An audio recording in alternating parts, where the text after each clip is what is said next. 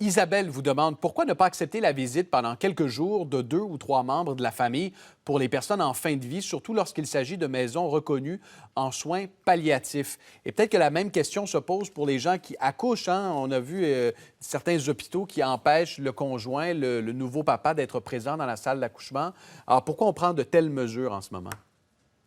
Ben, c'est parce que les gens qui vont voir, les gens qu'on laisse rentrer dans l'hôpital ou qu'on laisse rentrer dans l'unité de soins palliatifs sont à la fois des vecteurs, donc des gens qui peuvent rentrer le virus, comme qui peuvent ressortir avec un virus, que ce soit la situation de la naissance ou de la fin de vie. Bon, là, je dois avouer qu'à moins que les choses aient changé, la consigne qu'on avait pour les naissances, Mhm. c'était que la patiente qui accouchait avait le droit à une personne significative avec elle, à moins que ça ait changé. Et pour les soins palliatifs, malheureusement, moi, ma réalité aux soins intensifs, c'est que les patients qui sont en fin de vie d'un COVID sont dans l'endroit le plus dangereux de l'hôpital, où ça nous prend une quantité phénoménale d'équipements de protection.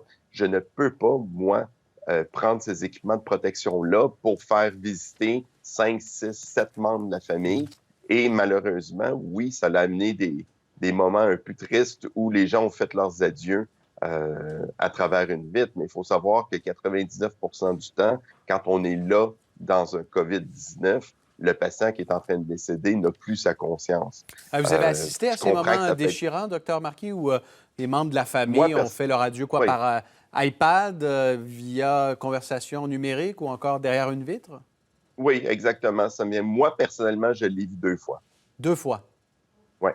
Et comme Mais médecin? les gens comprennent aussi que à travers ce processus-là, on veut faire nos adieux, mais la personne est dans le coma, et deux, êtes-vous vraiment prête à rentrer dans l'endroit le plus dangereux de l'hôpital?